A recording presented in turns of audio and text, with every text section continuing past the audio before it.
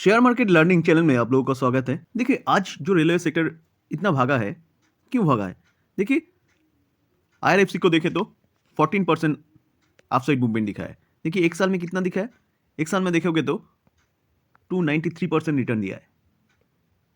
RVNL, देखिए RVNL आज 8.73% upside movement दिखा है। 1 साल में कितना दिखाया? 1 साल में देखिए 187% रिटर्न दिया है।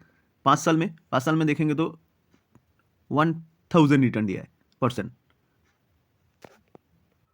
आर्कॉन इंटरनेशनल देखें तो देखिए ये लगभग 4% आज रिटर्न दिया है।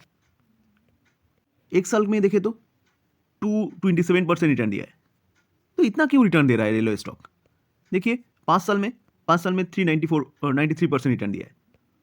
RailTel corporation of India limited, ये कंपनी भी आज 3% अपसाइड मूवमेंट दिखा है। देखिए 1 साल में ये भी 185% रिटर्न दिया है। 5 साल में देखें तो देखिए 5 साल में 200% रिटर्न दिया है।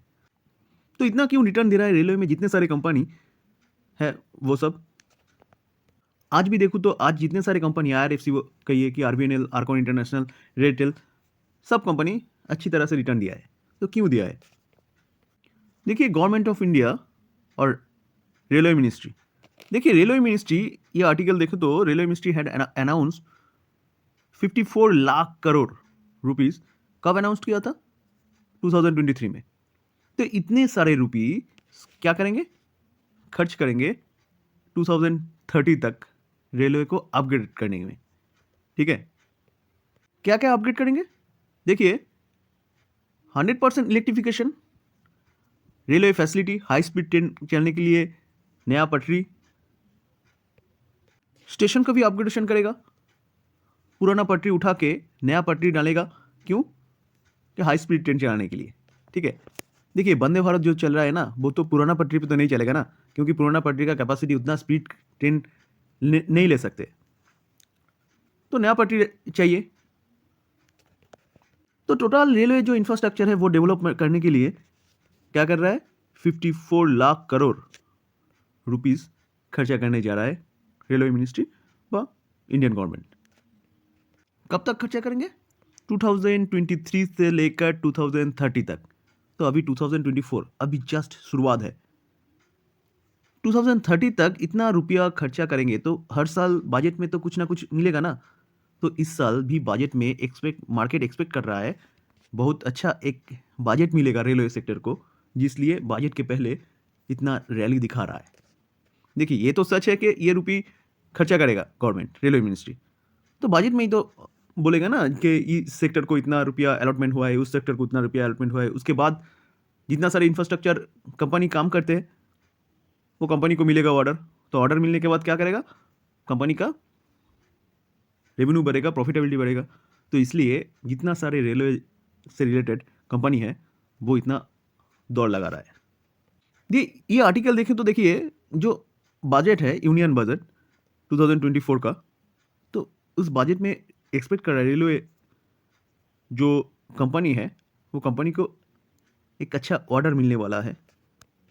देखिए ये आर्टिकल देखें तो railway stock will remain in focus in the coming day as the government is all set to announce the union budget 2024 next month. ठीक है, इसलिए रेलवे जो जितने सारे कंपनी है वो इतना दौड़ लगा रहा है। देखिए बजट कौन दिन आएगा? 1 फेब को आएगा 2024। तो उस दिन हम लोगों को पता चलेगा कितना रुपया आया है।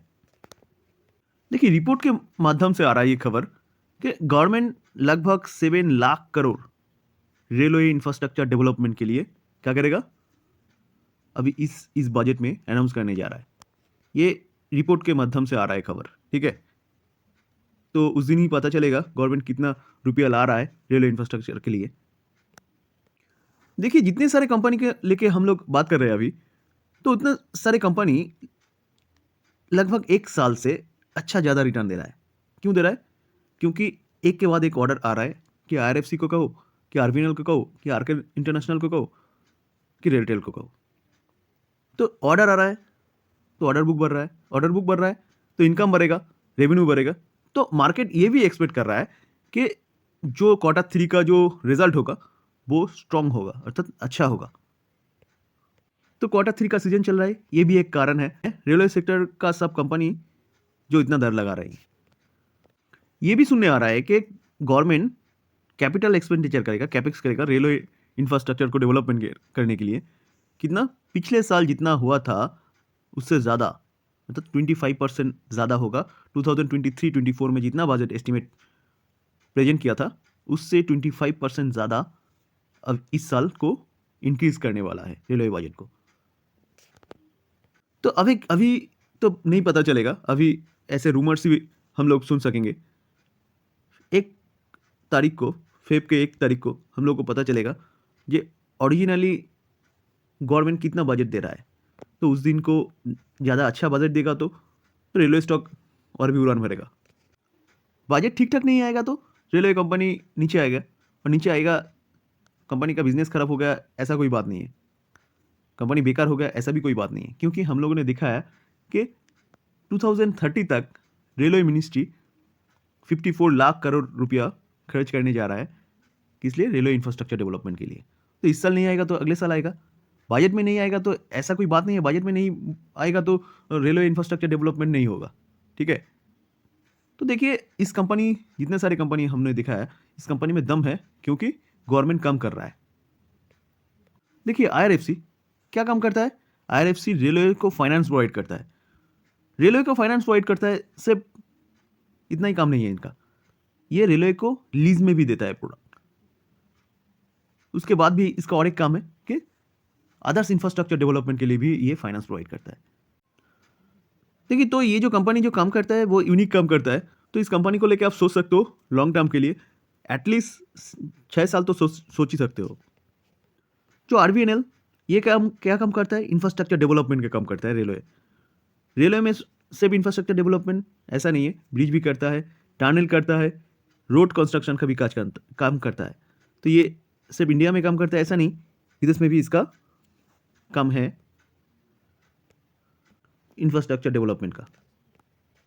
आर्कॉन इंटरनेशनल ये भी इंफ्रास्ट्रक्चर डेवलपमेंट का काम करता है, सिर्फ रेल में ऐसा नहीं, रोड कंस्ट्रक्शन में भी इसका काम है, वह काम कर रहा है। और रेलटेल क्या करता है? रेलटेल सिग्नलिंग प्रोवाइड करता है, कम्युनिकेशन रेल में डेवलपमेंट करता है। तो जितने सारे कंपनी है ये आप लॉन्ग टर्म के लिए सोच सकते हो, क्योंकि भविष्य में रेलवे डेवलप करेगा तो ये कंपनी भी डेवलप करेगा। आज इतना ही। अच्छा लगे तो चैनल को सब्सक्राइब कीजिएगा, लाइक कीजिएगा, शेयर कीजिएगा।